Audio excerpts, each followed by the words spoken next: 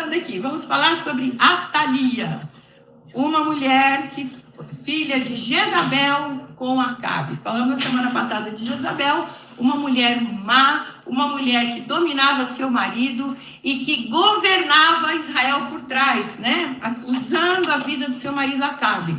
Jezabel e Acabe casaram para fazer uma aliança entre dois reinos, e Atalia foi a mesma coisa. É filha de Jezabel com Acabe, e naquele tempo Israel e Judá, lembra que o reino já estava dividido, né? Depois de Salomão, o Senhor permitiu que o reino fosse dividido. Então Israel ficou no reino do norte com 10 tribos e Judá ficou no reino do sul com Benjamim e Judá, as tribos de Benjamim e Judá. E eles estavam em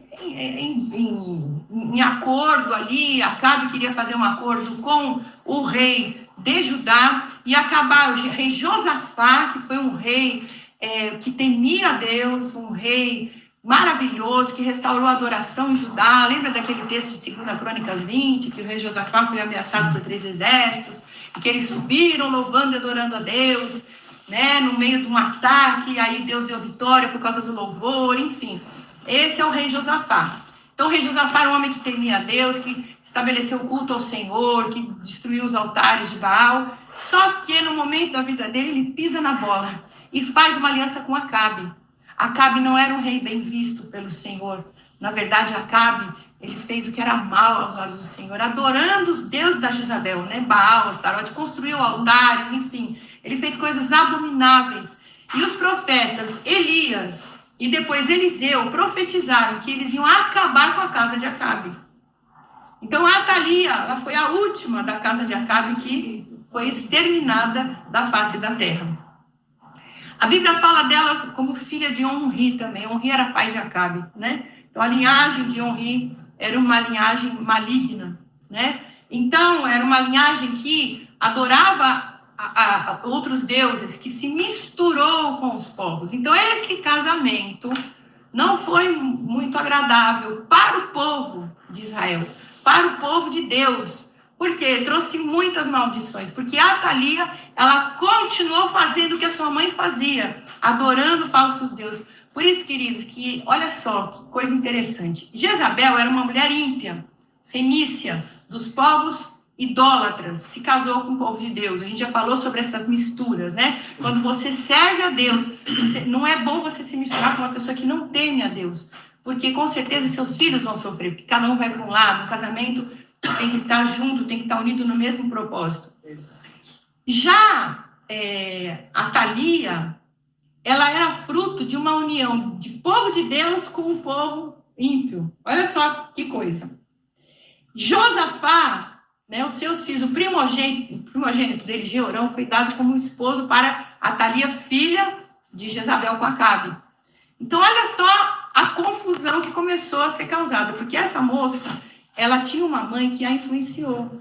E, queridas, mãe influencia, querendo você ou não. Sendo você uma mãe totalmente ausente, você vai influenciar teus filhos com a sua maneira ausente de ser, né? Porque mãe é mãe, palavra de mãe tem poder. Mãe é a autoridade máxima que o filho reconhece. Aliás, é lógico que é o pai, se for uma família saudável, é o pai. Mas a mãe é a primeira autoridade que ele vê, quando ele vem para esse planeta, Terra, né? Quando ele nasce, a primeira pessoa que ele vê, que ele vai depender por um bom tempo da sua vida, é a sua mãe. Então, a mãe, para uma criança, é um exemplo, é modelo. Então, a Atalia foi criada por uma mulher má. É lógico que ela ia continuar fazendo o que a mãe fazia.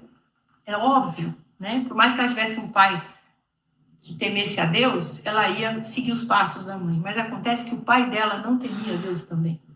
Então, a Atalia, ela fez o que era mal aos olhos do Senhor, e ela também comandou todo Israel, porque ela influenciava o seu marido, né, a praticar coisas abomináveis. Ela casa com Jorão, né, com Jeorão, né, filho de Josafá, rei de Judá. A história dela começa aqui em 2 Reis, capítulo 8. Eu vou ler um trechinho para vocês. Capítulo 8, do 16 ao 26, diz assim: E no ano 5º de Jorão, filho de Acabe, rei de Israel, reinando ainda Josafá em Judá, começou a reinar Jeorão, filho de Josafá, rei de Judá, tá? Então, nós estamos falando de Josafá, rei de Judá, um rei bom, que adorava e amava a Deus, que tinha o seu primogênito chamado Jeorão. Era ele da idade de 32 anos quando começou a reinar e 8 anos reinou em Jerusalém. Então, Atalia casou-se com Jorão e reinou em Judá. Então, você vê que a aliança que o povo fez com seus irmãos, né? Porque, na verdade, era um povo só, os filhos de Israel. Só que ficou dividido entre reino do norte e sul, que eles fizeram reis diferentes. Mas eles eram irmãos. Todos temiam ao mesmo Deus. Qual é a primeira lição que a gente aprende aqui? Você pode ser uma pessoa que teme a Deus, mas se você se juntar com uma pessoa que se diz cristã, mas não tem atitudes de cristão, também você vai entrar por um caminho. Eu vou contar um testemunho, um pequeno testemunho meu de quando eu era adolescente. Eu ia na igreja com a minha mãe tinha se convertido, meu irmão tinha sido liberto das drogas, e eu estava ali. Estávamos todos no primeiro amor, eu cresci na igreja, cresci numa igreja avivada, uma igreja de poder de Deus, uma igreja que buscava a presença do Espírito Santo. Na verdade, aquela igreja ela foi o centro para todas as igrejas, muitos pastores saíram dali. A igreja evangélica de Pinheiros, pastor Walter Rodrigues e seu homem, muitos anos atrás. Então, muitos pastores bons saíram daquela igreja, e, enfim, o avivamento veio, igrejas avivadas, enfim. E ali, quando eu tinha uns 16 anos, mais ou menos, eu fui convidada para ir num acampamento de uma igreja, não vou citar nomes, mas era uma igreja que não era muito assim, não tinha aquele avivamento, né? Era uma igreja mais religiosa, ela entregava a palavra, não tinha aquele poder de Deus e tal. Fui para o acampamento dos jovens. E ali, queridos, misturei com uma turminha da pesada e acabei me desviando da fé, né? Me desviei dos caminhos do Senhor, me desviei da igreja. E aí eu só fui voltar 16 anos depois, né? Porque a gente ia para o acampamento, conhecia esse povo, e a gente ia para a igreja, e na hora de ir para o culto a gente ia para outro lugar, porque não tinha acompanhamento, não tinha pastores que cuidavam de jovens, essas coisas todas. E aí, queridas, quando você se mistura com pessoas que não são da mesma fé, mas que não estão do mesmo propósito que você, é perigoso. Foi o que aconteceu entre Judá e Israel. Atalia reinou sobre Judá com seu marido. Ela o influenciou. E olha só, versículo 18. E andou... Qual é a referência, pastora Márcia, que eu não achei aqui? Segunda Reis, capítulo 8. 8, aí entendi, você fala 6. É 8, do 16 ao 26. Agora eu estou no 18. E andou no caminho dos reis de Israel, ou seja, o rei de Judá, que era um rei bom, andou no caminho dos reis de Israel. Quem era os reis de Israel? Acabe e os seus antecessores, que foram idólatras. Andou no caminho dos reis de Israel, como também fizeram os da casa de Acabe, porque tinha por mulher a filha de Acabe e fez o que era mal aos olhos do Senhor. Olha como uma mulher influencia um homem. Olha o poder. Você, homem que está me assistindo, se você for casar, preste bem atenção em quem você vai casar. Porque a mãe dos seus filhos, a sua esposa vai ser uma influência tremenda na sua vida. Eu vejo que as mulheres, elas que levam os maridos para a sua religião. Eu conheço muitos homens que eu tive convivência na adolescência, alguns que casaram com mulheres que não eram cristãs mesmo, que iam na igreja, assim, pessoas boas e tal, mas que não eram de frequentar a igreja, de ir na igreja mesmo, de buscar o Senhor. Se afastaram da igreja, seus filhos não cresceram no conhecimento do Senhor, não foram para a casa do Senhor. Acho que o único casamento que deu certo, foi meu pai que casou com a minha mãe, que era católica, né? Minha mãe se converteu. O meu pai nos levava à igreja arrastados. Naquele tempo era diferente, né? As mulheres honravam os maridos. Então, meu pai arrastava todo mundo. Minha mãe ia junto. Mas a minha mãe não... Ela ia lá por ir. Ela como se ela fosse numa igreja e rezar. Social. Mas até o momento do desespero ali, que a minha mãe precisou, ela foi e se converteu. Aí sim que ela trouxe a família inteira. Então, queridas, a mulher tem uma influência muito forte sobre o marido, sobre a casa, sobre os filhos. Por isso que nós temos que estudar a palavra de Deus, para extrair daqui bons conselhos, para extrair daqui o que a gente quer viver. Porque o Senhor, Ele nos salva, Ele nos liberta, nos transforma, mas Ele nos deixa ainda nesse planetinha. Ele nos deixa vivos aqui, porque ele poderia nos salvar e nos levar para a glória. Ia ser tão fácil, ia ser tão bom, né? Mas ele nos faz permanecer aqui. Para quê? Por que Deus nos faz permanecer nesse planeta? Para que a nossa vida seja exemplo para o mundo. Para que as pessoas vejam que quando a gente tem Jesus na nossa vida, a nossa vida é transformada. E que Deus faz, além de Deus fazer milagres e maravilhas, Deus nos transforma. Isso é tremendo demais isso. Então, vamos lá. Ele casou com a filha de Acabe e fez o que era mal aos olhos do Senhor. Porém, o Senhor não quis destruir a Judá por amor de Davi, seu servo, como tinha lhe falado que lhe daria para sempre uma lâmpada a ele e aos seus filhos. Deus tinha aqui, o escritor do livro de Reis está dizendo o seguinte: Deus tinha uma promessa para o povo de Deus.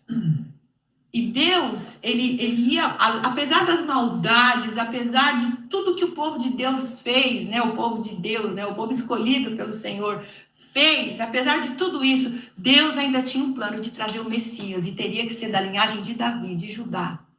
Olha só que tremendo, queridas. Vocês vão entender isso aqui no final. Então, essa mulher, ela voltou com a adoração a Baal, ela estabeleceu a adoração a Baal e a Astarote em Judá. Então você veja que o povo de Judá era um povo temente a Deus, que amava o Senhor, mas eles tinham que tolerar essa mulher. Lembra quando a gente estudou sobre Jezabel, em Apocalipse, João fala: eu tenho contra ti que toleras Jezabel.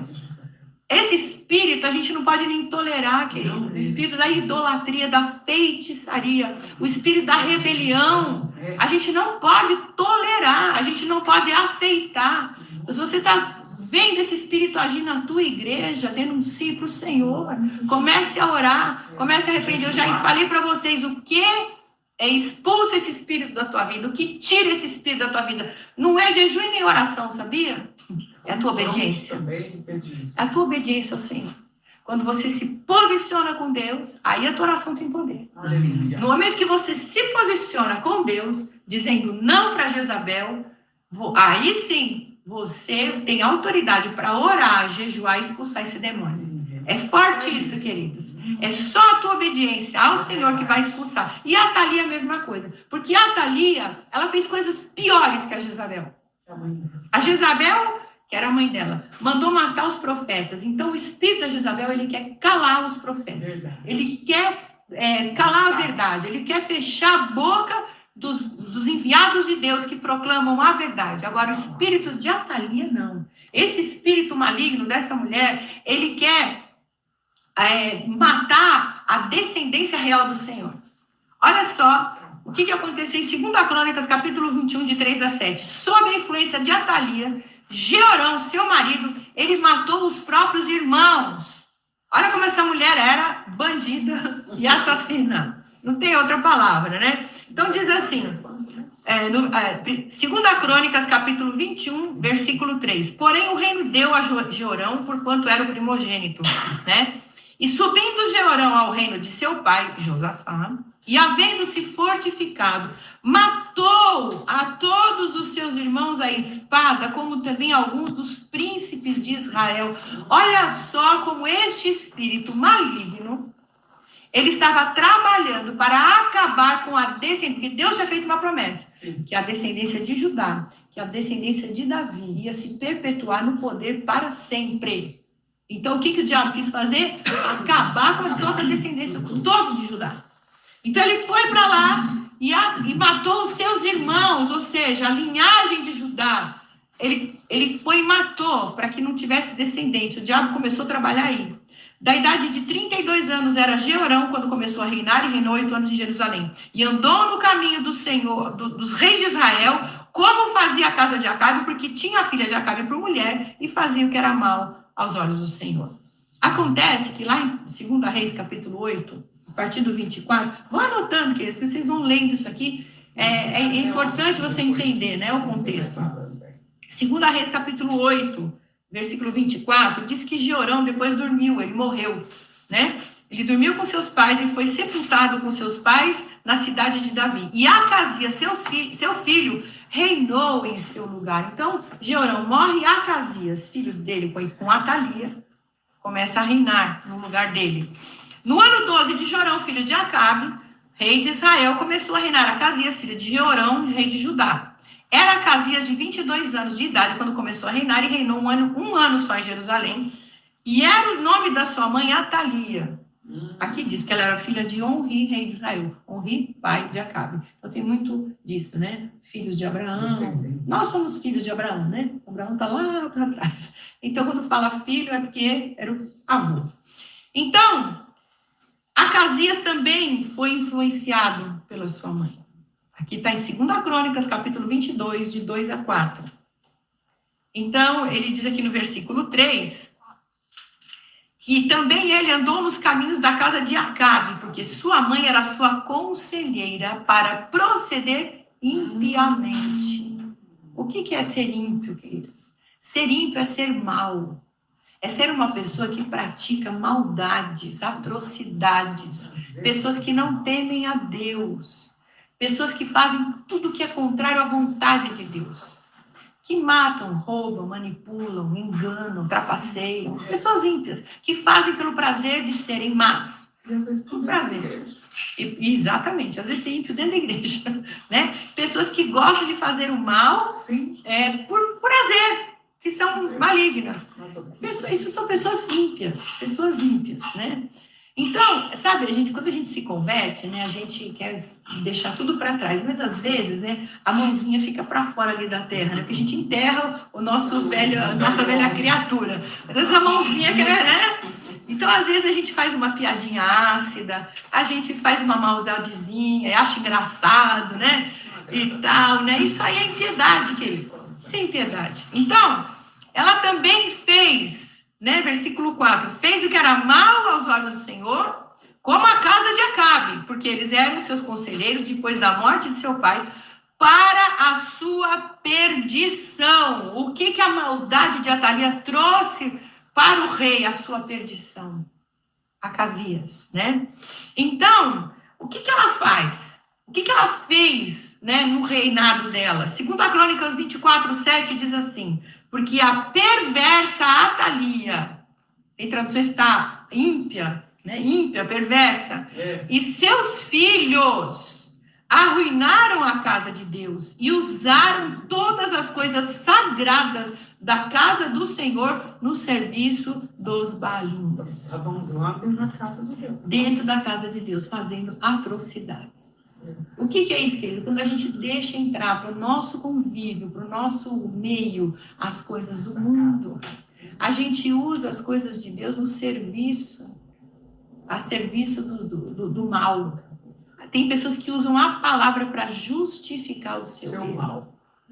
Pessoas que praticam atrocidades, dizendo que Deus é bom, que Deus perdoa, que tudo bem você continuar assim, né? Para justificar os seus atos, usam a Bíblia, que é algo sagrado, é a palavra de Deus. Então, presta atenção, quer dizer, essa mulher, ela foi terrível. E no final, Acasias acaba morrendo. Por quê? Judá se levantou contra esse reinado. Então, eles foram lá e mataram. Deus levanta Jeú. Lembra que Elias, quando entrou na caverna, Deus fala para ele, sai daí, deu um alimento para ele, falou assim, agora você vai caminhar e você vai ungir um rei e você vai ungir outro profeta no seu lugar, Eliseu e Jeú. Jeú foi um homem levantado por Deus para trazer juízo sobre Israel e sobre Judá. Então, Jeú foi atrás e começou a perseguir esse reinado aí de Atalia, né, através dos seus filhos. Então, o primeiro que morre é Acasias, seu filho. Quando Acasias morre, presta atenção, porque o povo não aguentou, né, ser comandado e ver as coisas sagradas do Senhor, que Deus falou que não era para se misturar, ele é morto. E aí, o que Acasias faz? A Atalia faz para terminar, para fechar com chave de ouro a história dela? Ela manda matar todos os seus netos e os descendentes de Judá. Aí sim, essa mulher, ela, né, lacrou na sua maldade, né?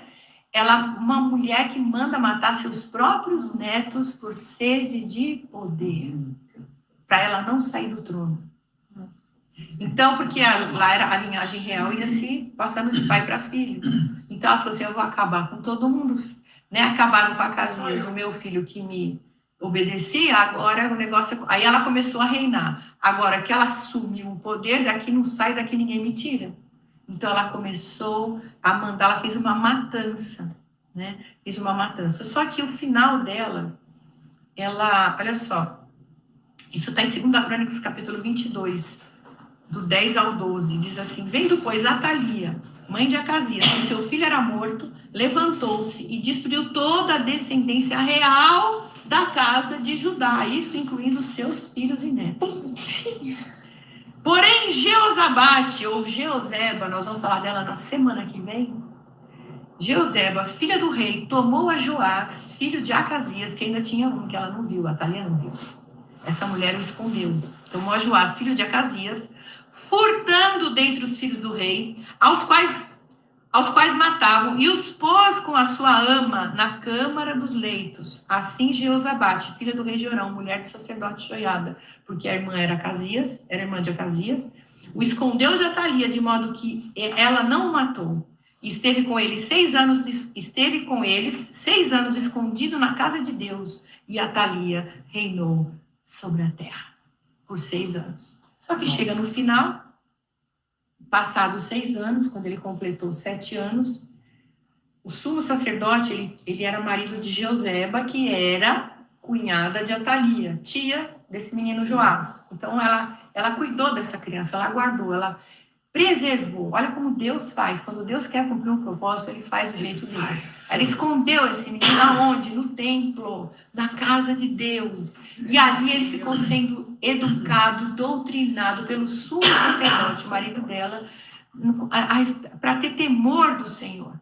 Então, esse menino, ele restaurou os altares de Deus.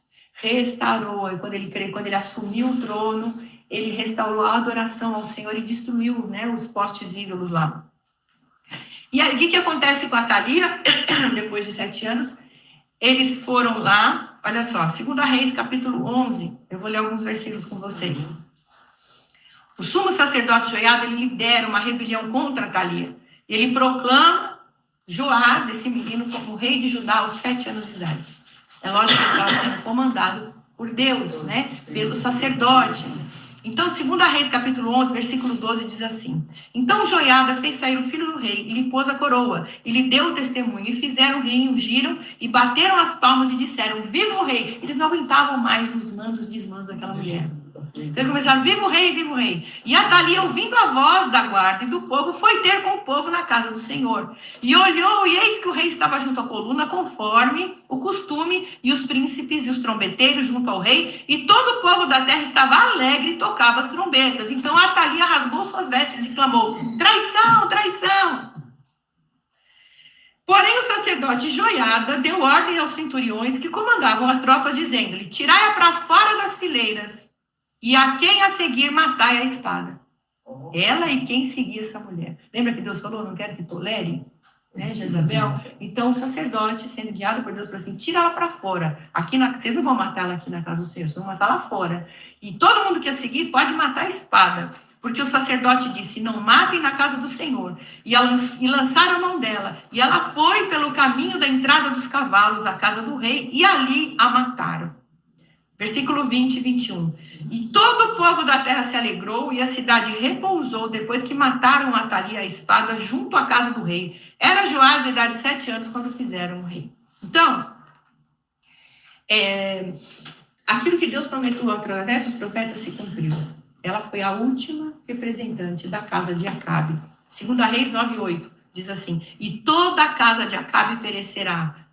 Deus falando através do profeta Eliseu: e destruirei de Acabe todo homem, tanto encerrado como absolvido em Israel. Então, depois o povo entrou em paz, diz a Bíblia, né? Que depois que eles se livraram dessa mulher, né? Houve paz e eles voltaram a adorar ao Senhor. Então, o que essa mulher passa pra gente? Eu vou ser breve. Quando eu comecei a ler a história dela, eu comecei a me lembrar de uma síndrome,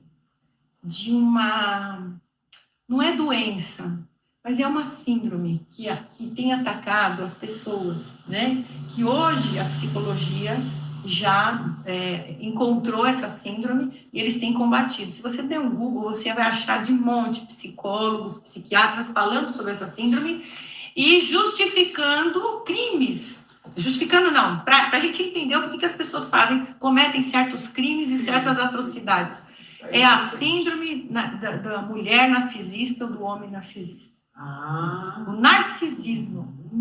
São pessoas que se acham, né? Sim. Narciso era uma da mitologia grega, que ele, quando ele se olhou no rio lá, uma imagem dele refletida, era no rio, né? Então ele viu a imagem dele e ele se achou tão lindo, tão maravilhoso, que ele ficava ali horas, e dias e dias, até que um dia ele caiu e se afogou, olhando para a própria imagem, né? Enfim, isso é uma mitologia, mas tem a ver com essas pessoas que são dessa maneira. A psicologia fala muito das mães narcisistas, né? Mães narcisistas. Quando eu comecei a ouvir, a ver, a ler sobre isso, eu fiquei pasma. Como é que pode uma mãe agir dessa maneira com o filho, né? E aí, quando eu fui ver a Thalia, eu comecei a me lembrar disso. Que realmente, a Thalia acabou com a herança dela, acabou com toda a descendência dela, né? A descendência dela. Ela, por quê? Porque ela queria se sobressair. As pessoas narcisistas são pessoas que se acham, pessoas que não aceitam nenhum conselho, porque elas têm a razão, elas são as melhores, elas manipulam porque elas querem que todos façam a vontade dela, elas são o centro do mundo, são pessoas que só elas falam, só elas têm razão. E mães narcisistas são mães que não põem os filhos para crescer, para ser, porque qual é a ordem natural da vida, né? Você faz uma coisa e os teus filhos eles têm que fazer mais que você. A Bíblia mesmo fala que nossos filhos são como flechas na mão do arqueiro. Eles vão muito mais longe do que a gente foi. Então nós criamos nossos filhos para serem muito melhores que nós. Né? A gente dá vida pelos nossos filhos. Uma mãe normal, ela dá vida pelo seu filho. Quantas coisas eu neguei na minha vida por causa dos meus filhos, né? Isso eu faço em todas as áreas da minha vida. Quantas coisas que a gente faz por amor, né, aos filhos. Eu acho que Deus deu amor de mãe, né, nos fez sentir esse amor, para a gente poder entender um pouquinho do amor dele. Né? Um pouquinho, é uma faísca, é um nada, né? Amar como ele nos amou. Então, é um amor realmente incondicional. Mas a pessoa narcisista, ela é completamente ao contrário. Ela é só ela mesma. Ela teve sede de poder, fome de poder. E o que as pessoas não fazem para chegar no poder? Elas matam, elas enganam, elas roubam, elas traem, elas mentem. E isso, infelizmente, eu vi acontecer dentro de igrejas. Porque faz parte da natureza maligna do ser humano. Pessoas que não são convertidas realmente ao Senhor Jesus. Pessoas que querem cargo. Isso aconteceu comigo. Que pisam em você, que te usam para crescer, para subir como degrau, enfim. Pessoas realmente malignas, que controlam, que vão falar mal de você para o teu líder, para te sujar, para ele poder sobressair. Infelizmente, isso existe. Eu não estou falando que são todos, não, claro que não. Mas a igreja do Senhor Jesus não pode ser assim. Eu estou falando de instituição, né? Porque em todos os lugares isso acontece. E não deveria. Não deveria. Para quem é cristão de verdade, não deveria, porque o Senhor, ele fala exatamente o contrário, né? Então, hoje a gente vê as pessoas querendo ter o que o outro tem, o cargo do outro, a família do outro, o casamento do outro, os bens do outro, né? A inveja. Pessoas narcisistas são pessoas invejosas. Pessoas narcisistas são pessoas competitivas e pessoas insatisfeitas. Nada tá bom para elas. Elas sempre querem mais, pela fome e sede do poder. Mas as pessoas narcisistas são malignas, né? Eu estava vendo aqui, eu vou ler algumas coisinhas para vocês, de uma psicóloga que eu estava ouvindo, as coisas que ela falou de uma mãe narcisista, né? Então, nossa, pastora, pesado hoje, né? Não, olha só, mas é a realidade. É uma coisa difícil até da gente ministrar, porque você quer sempre falar de coisas boas, né? Exemplos bons que as mulheres deram na Bíblia, mas Deus deixou esses exemplos para a gente aprender, para a gente não ser assim. E não estou falando só de mães. Você que não é mãe, às vezes esse demônio pode te atacar em relação ao marido, aos teus pais, aos seus filhos, porque pessoas narcisistas são pessoas manipuladoras. E esse espírito maligno, ele pode nos atacar também. Sabe, crise eu esqueci o termo, né? De ataque de pelanca. Quando você acha que, né, tem que fazer o que eu quero, né? Tem pessoas que são assim. Sim. Então, olha assim, pessoas narcisistas são frequentemente fechadas, egocêntricas e solitárias. Porque ninguém aguenta ficar perto de uma pessoa narcisista. Nem os próprios filhos aguentam uma mãe narcisista. Olha só. Mães narcisistas, sem se darem conta, elas matam os seus filhos para elas poderem reinar. É o que aconteceu com a Thalia. Ela acabou com a descendência dela. Por causa do jeito dela ser. Por causa da fome e sede que ela tinha de poder. Pessoas narcisistas matam sobre os que estão sob o seu domínio para que eles possam sempre, para que essas pessoas narcisistas se sobressaírem e estar no comando. Elas não aceitam ser deixadas de lado. A Thalia era usurpadora, assassina e manipuladora. Mas ela provou, né, desse veneno quando ela foi traída, né? No final ela gritou, traição, traição, né? Então, geralmente, essas pessoas, elas provam do seu veneno. Porque nada fica impune diante do Senhor, né? Então, assim, o que é uma mãe narcisista, né? E outra coisa, pessoas narcisistas sempre trazem um peso grande para os que a rodeiam. E quando ela sai do ambiente, tudo volta à paz. É ou não é, gente? Tem pessoas que entram no ambiente, sempre fica aquela coisa carregada, que a pessoa não para de falar de si, que eu sou bom. Geralmente, essas pessoas são sedutoras. São pessoas charmosas. Podem não ter beleza, mas elas são charmosas, sedutoras, elas te agradam, elas vão te manipulando, elas vão fazendo o que você quer. Eu comecei a estudar sobre isso nos relacionamentos, né? Maridos abusivos, mulheres abusivas, que seduzem, quando você vê, você já está na teia da pessoa, e você não consegue, aí a pessoa já está te dominando, dizendo o que você tem que fazer, a pessoa se aproxima de você e quer te controlar, fica olhando o teu celular, fica olhando os passos que você dá, quer saber o que você comeu, onde você foi, ninguém aguenta ficar debaixo disso. Preso, você fica com isso. E no relacionamento, né, os psicólogos dizem, né, que no começo você acha tudo lindo e maravilhoso. Ele é tão sedutor. Ele faz todas as minhas vontades. Porque, na verdade, o narcisista está te estudando para ver como ele pode te controlar. Então, ele faz tudo por você. Ele dá tudo para você. Eu sei que tem muitas pessoas que estão me ouvindo e estão se identificando com esse problema. Não sei. Então, querido, mas tem solução. Há solução. Há solução em Jesus. Então, ela é abusiva. Uma mãe narcisista, né? Abusiva. Tudo que ela faz em nome do Senhor. Eu sou sua mãe, então você me obedece. Eu sou sua mãe, faz o que eu estou te mandando. Não vá para esse lugar, não faz aquilo. Tem mãe que manda no filho de 20 anos. Uma vez Deus falou para mim sobre Maria com Jesus. Quando Jesus chegou para Maria falar... Não, quando Maria chega para Jesus e fala, acabou o vinho. E ele vira para ela e fala, o que eu tenho contigo, mulher? Foi o primeiro milagre dele. O primeiro milagre que ele realizou em Caná da Galileia. Ele já colocou a mãe dele de lado. Eu falei, ele mostra para ela o seguinte, eu vim aqui para fazer a vontade do meu pai, não a sua. Uau! Não me domine. Você pode pensar, né? Que patada, né? Mas ele já estava deixando a Maria no canto dela. Eu falei assim, agora eu te obedeci até aqui. A maioridade hoje é com 18 anos. Então Deus falou para mim, aconselhe seus filhos, não domine, não mande, não diga o que eles têm que fazer. Sim. Né? Foi a melhor coisa que eu fiz. Melhor coisa que eu fiz. Então, e hoje eles vêm pedir conselho, né? Porque eu não me meto, né? Eu só falo alerta, se você fizer isso, pode acontecer aquilo, mas a decisão é tua, né? Então, ela é uma mulher que não alimenta os filhos, não protege, ela delega para os outros fazerem, né? Ela delega para os filhos aquilo que ela teria que fazer. Tipo, cuida do seu irmão, faz aquilo para ele, para ela reinar. Para ela cuidar. Ela dá uma coisa e depois toma de volta, porque tudo é dela. Então, ela dá uma coisa para o filho. Eu já vi mãe dando uma casa para a filha morar, depois, não, a casa é minha, né? Deu tá dado, né? Enfim.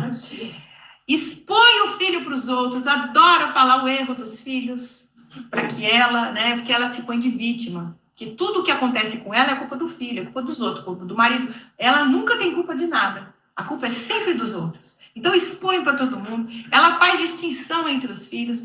Geralmente, uma mulher narcisista, ela se identifica com um, né? Geralmente, a mãe é com o filho homem, e as mulheres, né?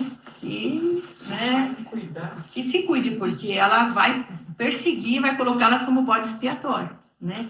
Tudo que ela sempre acha um de bode expiatório, que nunca é bom, porque ela se projeta nele, ela se identifica com ele. Sim. Né? Então, tudo que está ruim nele, ela se vê.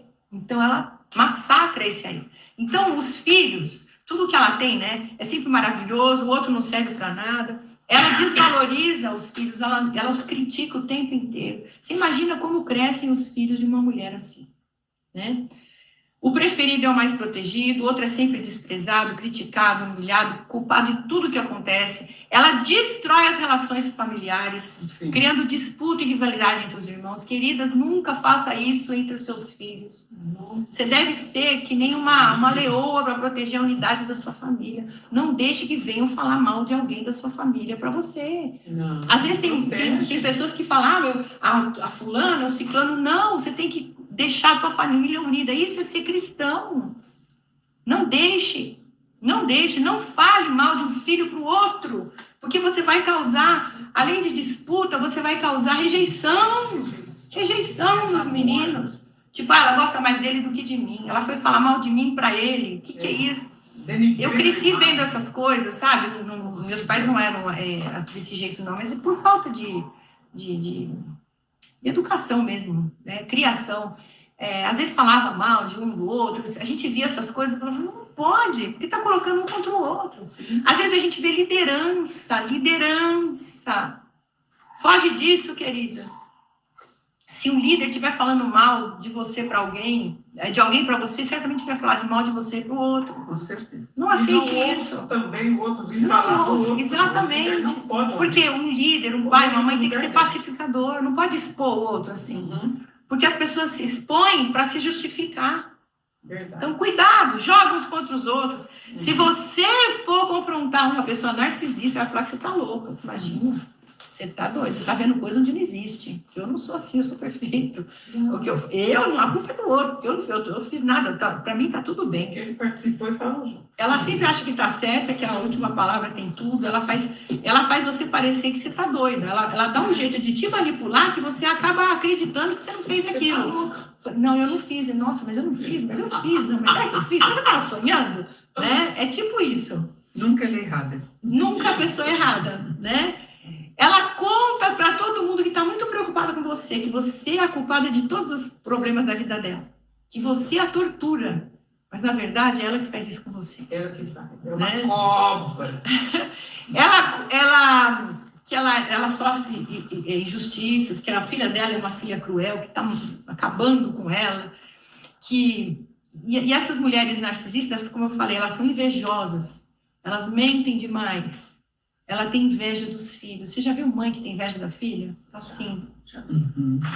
Né? Que não pode ver a filha crescer, a filha prosperar, porque também quer, porque também... a filha eu também quero igual. Né? Ou filho também. Tem mãe que tem pai que tem inveja de filho. Eu conheço uma pessoa um filho de um pai narcisista. A vida dele detonada. Porque os filhos de pais narcisistas, eles crescem com um sentimento de rejeição tão profundo, porque eles estão sempre querendo a aprovação dos pais. Do pai, no caso, né, o narcisista. Está sempre querendo a aprovação. E nunca aquele filho vai estar bom para esse pai. Então ele cresce com um sentimento de inferioridade. Uma coisa terrível para tirar aquilo. Olha, a pessoa, ela está sempre precisando da aprovação, sempre precisando da bênção do pai. Até mesmo depois de velho, está precisando da aprovação do pai. É uma coisa doentia. Pessoas narcisistas, né? Então, os seus filhos existem para que ela seja exaltada neles. Ela manipula as suas emoções. Elas são egoístas. O que importa é o que elas sentem e quando ela sofre. Ela está nem aí com o teu sofrimento, né? Contanto que você cumpra aquilo que você tem que cumprir, faça o que você tem que fazer. Tá doente? Tá bom. Né? Então, se vira aí. Mas, eu tô doente, eu tô com febre, cuidem de mim. Né? É assim, é a pessoa narcisista. E os filhos dessas mães, Então, ela assim, nunca admite seus erros, tanta coisa que eu escrevi. Ela passa as responsabilidades, ela não permite que você sinta necessidades e tenha sentimentos, que só ela pode sentir. Ela projeta tudo de ruim em você e se exime do erro, da culpa. Ela faz uma projeção do que ela tem nela em você, né? Então, se ela vê algo ruim em você que parece com ela vai acabar com você. É triste isso. E os filhos crescem com vazio no coração, com a sensação de que eles deveriam ter recebido mais amor, carinho e atenção dos pais, tornam refém dos pais e buscam esse carinho e reconhecimento a vida toda e têm dificuldade de acreditar e de confiar que eles podem realmente ser amados. Eles crescem carentes, confusos e culpados. Olha o que uma mãe narcisista, um pai narcisista causa no filho, né? Os filhos crescem na sombra de uma mãe ameaçadora, baseada no controle, na desvalorização, né? Com a projeção de uma mãe insegura, invejosa e vitimizada. Essas pessoas narcisistas são atraentes, simpáticas e altamente sociáveis, mas incapazes de lidar com a maternidade sadia. Ou seja, dar vida pelo seu filho. Né? Se não dá para o filho, então, não dá para ninguém. Exatamente. Imagina se ela faz isso com o filho, imagina, você é apenas um objeto na mão dessas pessoas, de manipulação. Então, aqui eu estou falando sobre esse espírito que nos ataca muitas vezes. Às vezes a gente pode estar sendo atacado por esse espírito. Nós, no nosso eu, né? Puxa vida, será que eu estou agindo como uma pessoa narcisista? A gente está sempre fazendo uma autoanálise, sabe? Será que eu estou sendo assim? Será que eu estou me achando? Porque a raiz disso tudo é a soberba, é a vaidade, o orgulho. Orgulho, soberba e vaidade, eles andam bem ligadinhos. E é isso a raiz de uma pessoa narcisista, né? Então, filha de mulher narcisista nunca consegue se destacar, porque a mãe tem que sempre, ela sempre vai criticar. Por exemplo, uma mãe que é uma bailarina, tem uma filha que é bailarina, a mãe é narcisista, se acha. A filha sempre vai estar com problema. Ah, você essa posição tá errada, você tá dançando errado. Arruma esse corpo, menina. Aí você tá gorda, né? Tem que emagrecer, né? Então, assim, você precisa se cuidar e tal. E não, porque quando eu fazia, eu era o máximo. Não, você tá errado, você tá crítico em cima de crítica, as pessoas crescem, né? Então, ela exige a constante atenção dos filhos. E a filha, no caso, tem que cumprir expectativas e tomar cuidado para não ofuscar o brilho da mãe, para não sofrer retaliação. Ai da filha. Aqui eu não falo só de relacionamento de mãe e filha, eu falo de relacionamento entre líderes. Ai da filha se ofuscar o brilho da mãe. Morre. Vai ser atacada até o fim. Essas mães não hesitarão em manipular, humilhar, enfraquecer a autoestima das filhas. Elas são criadas com traumas, inseguranças, com acúmulo de emoções deturpadas, erradas. Eu estou lendo, queridos, porque eu fiquei tão chocada, né? Que existem pessoas assim. A gente começa a lembrar, né? Você começa a lembrar de algumas situações, enfim, até se pessoas que estão ouvindo podem ter uma mãe que seja assim, né? Manipuladora, narcisista. Às vezes a pessoa é assim também que está te ouvindo e a pessoa que está... exatamente, porque a verdade, Jesus falou, conhecereis a verdade, e a verdade vos libertará. Nós temos que ser confrontados nos nossos erros. E a palavra nos confronta. A palavra nos confronta, né? Então, E tem para terminar aqui, né? Existe uma outra característica de mãe narcisista, mas que é mais camuflada, é mais oculta, né? Nesse caso, não são mulheres mandonas ou mulheres assim que está escancarado, né? Essa pessoa narcisista, né? Ela se acha tal, né? Aquelas vaidosas e superpoderosas, porque hoje em dia, com essa historinha de mulher empoderada, né? A mulherada tá se achando, né? Você entra no Instagram, eu dou risada. A pessoa não tem onde cair morta, não tem dinheiro, mas se veste como uma rica e sai andando por aí, se exibindo, dizendo que tá se achando o máximo, né? Pra quê, né? Enfim. Então, assim, existem as mães, essas mulheres ou mães, que são o contrário, que são pessoas mais retraídas, mais introspectivas, que têm um caráter mais melancólico, são pessoas mais fechadas, mas que controlam as pessoas através das suas emoções. São as vítimas, né? Eu tô mal, eu preciso de você, cuida de mim, né? Eu não consigo. Então, a pessoa, para agradar essa mãe, vai fazer de tudo. Vai ficar ali com as pessoas que controlam através de chantagem emocional, né? Que se faz de doente, porque aí o marido vai dar toda a atenção para ela, porque ela, tadinha, ela tá doente, né? Porque o homem é assim, né? O homem não pode ver a gente dodói que eles... né? Porque mulher tem que estar sempre... Então, elas usam de estratégias para dominar a casa, né? E aí, ela se coloca como vítima, como coitada. Ela não tem esse estrelismo da maioria das narcisistas, mas ela está sempre precisando de cuidados. E usa isso para conseguir o que quer. O marido dá o cartão de crédito, porque eu tô com uma dor de cabeça, tudo dói hoje, eu preciso de uma roupa nova. O marido vai lá e dá. Eu conheço gente assim, gente. Conhecia gente assim, né, marido? E, o marido quase foi à falência. Quase foi à falência, porque estava sempre dodói. Então... Exatamente. Então, é o tipo de manipulação, né? Então, queridas, eu estou expondo essas coisas, né? Porque a verdade liberta. Nós temos que ser confrontados. Não estou falando que vocês são isso, não. Às vezes nós somos atacados. E às vezes nós somos vítima. Nós somos vítima desse espírito. Nós convivemos com pessoas narcisistas e somos camufladas, nós somos atacadas, né? Somos engolidas. Então, primeira coisa, João 8,32, conhecereis a verdade, e a verdade vos libertará. Você está conhecendo aqui uma verdade para você se libertar disso, está em você dizer não para isso tudo. Se você está agindo como uma mãe narcisista, uma esposa narcisista, uma amiga narcisista, está na hora de você mudar. Porque a verdade de Cristo na sua vida está sendo totalmente apagada. O amor de Jesus na tua vida está sendo aniquilado.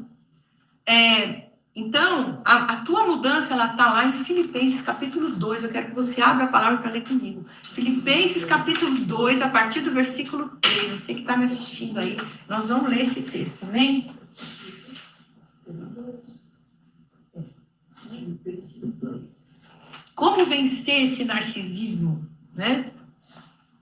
Eu não vou dizer que é um espírito narcisista, mas é um demônio que você deixa entrar na sua vida, da Jéssica. É um demônio que você deixa entrar, né? E deturpa o teu caráter. Filipenses capítulo 2, a partir do versículo 3, diz assim: nada façais por contenda ou por vanglória. O narcisista faz tudo para se vangloriar, né? Em cima dos outros. Mas, por humildade, cada um considere os outros superiores a si mesmo. O que Jesus fez, queridos, por nós? Não atente cada um para o que é propriamente seu, mas cada qual também para o que é dos outros. Então, Jesus está falando, não fica olhando para o seu umbigo, para de ser egoísta, olhe para o outro, considere o outro superior a você.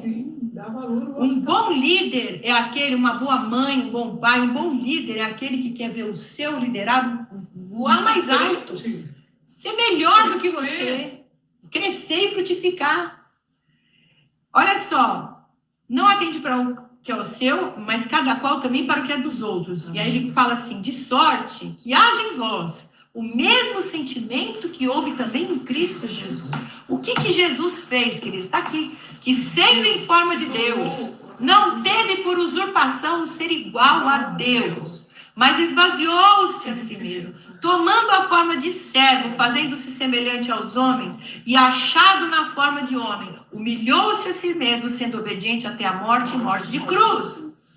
Por isso também Deus o exaltou soberanamente e lhe deu um nome que é sobre todo nome. Você quer ser exaltado? Se humilha. Amém. A Bíblia fala que aquele que se humilha será exaltado. Agora, aquele que se exalta será humilhado. Isso é fato.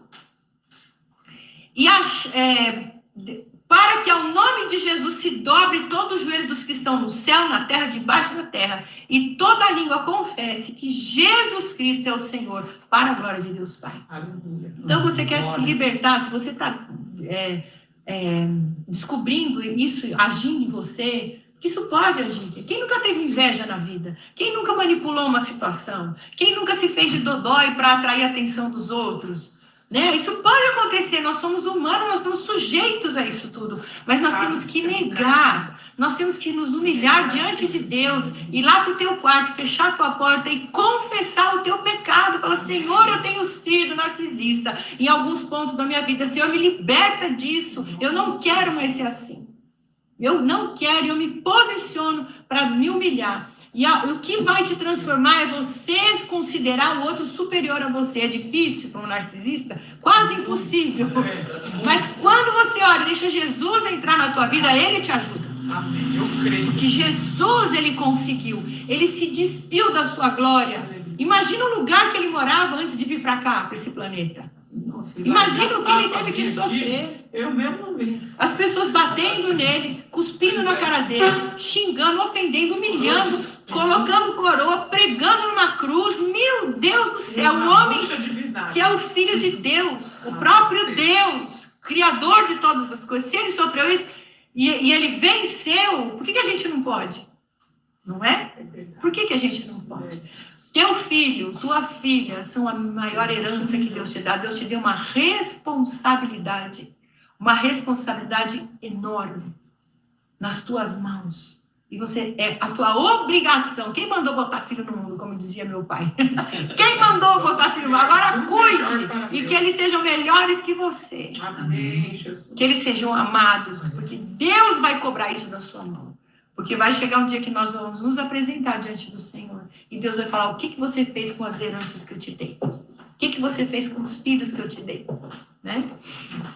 Não queira competir, porque eu vou dizer uma coisa para você. Quando você semeia amor, você vai colher amor. Quando você semeia, quando você é uma boa mãe, você vai ter filhos maravilhosos que vão te estender a mão na hora que você precisar. Agora, quando você tem filho que reage, que fica oprimido pela mãe, mas tem filho que se rebela contra a mãe. Eu não vou lá, ela nunca ligou para mim, não vou saber dela. Que horrível isso, gente, misericórdia. Agora, para terminar aqui, você também pode estar sob o domínio dessas pessoas narcisistas, né? Você também pode estar sendo manipulado. Você também pode estar sendo humilhado, você pode estar com esses sentimentos horríveis. Isso tudo que eu falei, você está pensando aí na tua mãe, no teu pai. Você é uma pessoa que se sente rejeitada, que tem esse problema, está sempre querendo agradar os outros, não consegue dizer não. Porque isso é um sentimento de pessoas que têm rejeição, né? Não sabe dizer não. Né? Não se posiciona, está sempre com problema. Existe uma solução, e essa solução, o que foi? Dizer não bem grande e redondo. A dizer não bem grande e redondo. Isso mesmo, a gente aprende, né? Mesmo na idade madura, a gente aprende. Aliás, olha, louva a Deus, viu? Porque eu queria ter essa cabeça que eu tenho com 20 anos. Eu também. Seria glória. Eu também. Não seria maravilhoso? Quanto não ia falar na minha vida? Meu Deus, como falei. Com 10, 12 anos já tem essa cabeça. Ô, glória. Então, queridas, olha só. A solução está aqui, ó. 2 Crônicas 22:11. Diz assim, que nós vamos falar dela semana que vem. Sim. Jeozebate, ou Jeozeba, filha do rei, tomou a Joás, filha de Acasias, furtando dentre os filhos do rei, aos quais matavam, e o pôs com a sua ama, com aquela que cuidava dele, né, na câmara dos leitos. E assim Josabate, filha do rei Jeorão, mulher do sacerdote Joiada, porque era irmã de Acasias, o escondeu de Atalia, de modo que não o matou. Ele esteve 6 anos escondido na casa de Deus. Na casa de Deus. Vamos abrir Salmos. Salmos. Capítulo 27. Eu quero que você leia comigo esse texto. É o último texto que nós vamos ler. Salmos, capítulo 27. Do versículo 4 ao versículo 6. Aleluia, Jesus. Salmo 27, do 4 ao 6. Davi escreveu esse salmo. E era como se ele estivesse já profetizando o que ia acontecer com Joás. Sim. E ele está profetizando a tua vitória aqui. 4, 5, 6. Está profetizando aqui a tua vitória, a tua cura. Versículo 4. Uma coisa pedi ao Senhor e a buscarei, que eu possa morar na casa do Senhor todos os dias da minha vida, para contemplar a formosura do Senhor e inquirir no seu templo. Porque no dia da adversidade me esconderá no seu pavilhão, no oculto do seu tabernáculo me esconderá, por-me-á sobre uma rocha. Também agora a minha cabeça será exaltada sobre os meus inimigos que estão em redor de mim. Por isso oferecerei sacrifício de júbilo no seu tabernáculo. Cantarei sim, cantarei louvores ao Senhor. Esse menino Joás foi escondido daquela assassina da mãe dele. Queria acabar com a vida dele. Uma mulher narcisista acaba com a sua descendência. Mata os seus filhos. Mata espiritualmente, mata a alma deles. Se não matar mesmo fisicamente. No final dos tempos, a palavra de Deus diz que os filhos se voltariam contra os pais e os pais contra os filhos. Você vê pai matando filho, torto direito, e filho matando pai. Enfim. Então, se você está sendo vítima desse tipo de pessoa, o melhor lugar para você se esconder é na casa do Senhor. Sob os cuidados de uma ama. Quem é a ama na tua vida? Um pastor, uma pastora que vai cuidar de você. Porque na casa do Senhor você vai receber alimento. Se você continuar lendo a história de Joás, ele restabeleceu, ele tirou os altares, ele estabeleceu o culto ao Senhor. Ele voltou a trazer Judá para o centro da vontade de Deus. Porque ele foi criado aonde? Na casa do Senhor. Aleluia. Cria seus filhos na casa. Davi fala assim, no dia da adversidade me esconderá no seu pavilhão. É na casa do Senhor que você tem a igreja para cobrir você de oração. É na casa do Senhor que você vai ter alimento, palavra, proteção, Amém. Oração, cobertura espiritual. As pessoas vão estar lá orando por você. Vai acontecer um problema, mas ora por mim, eu estou precisando de oração. Me ajuda. Ali Joás ficou escondido e a Thalia não pôde, ela nem sabia quem ele era. Tanto é que ela mandou matar, ela não sabia que ela tinha um neto. Se ela soubesse que ela tinha um neto chamado Joás, ela ia atrás dele. Filho de Acasias. Era um bebê. Era um bebezinho. A mulher era tão narcisista que ela não soube que ela tinha ganhado um neto. Olha que coisa. E mesmo se ela soubesse, ela mandou matar. Mandou matar. Ímpia, perversa, má. Mas, no dia da adversidade, você me esconderá no oculto do seu pavilhão, no oculto do seu tabernáculo me esconderá. E por-me-á sobre uma rocha. Quem é a nossa rocha? É Jesus. É a palavra de Deus. E também agora a minha cabeça será exaltada. O que aconteceu com Joás? Foi exaltado pelo Senhor. Aleluia. Colocado como rei. Porque ele se escondeu no tabernáculo. Aqueles que se humilham serão exaltados. Como Joás... o que aconteceu com Joás? Ele aprendeu a palavra de Deus ali na casa do Senhor. Ele foi acompanhado pelo sacerdote Joiada. Joiada ensinou. Quando você aprende a palavra, queridos, você pode se levantar o inferno inteiro contra a sua vida. Não vai prosperar, porque você vai estar firme. E aí ele diz assim, aquilo que eu achei o mais lindo.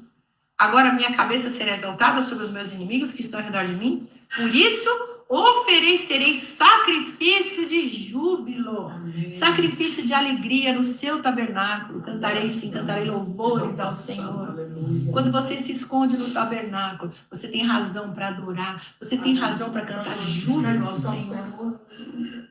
Louvores de júbilo, louvores alegres, louvores que vão te levantar e fazer você entender que o mundo inteiro pode se levantar contra você, pode acabar, mas você tem vida eterna, você tem garantia de vida eterna, porque existe um selo em você. Você tem a marca da promessa do Senhor Jesus. Você é filha do rei, você é descendência real. E você, porque você em Cristo Jesus, você é filha de Deus. Diabo nenhum pode acabar com a tua descendência. Verdade. Diabo nenhum pode te matar, pode acabar com os teus sonhos. Deus te fez para brilhar, para crescer, para florescer na casa do Senhor. Amém, querido? Glória a Jesus. Na casa do Senhor. É o lugar onde a gente encontra paz, alegria. Amém, queridos? E a semana que vem nós vamos falar sobre Joiada. Essa mulher, Joiada não, Joseba.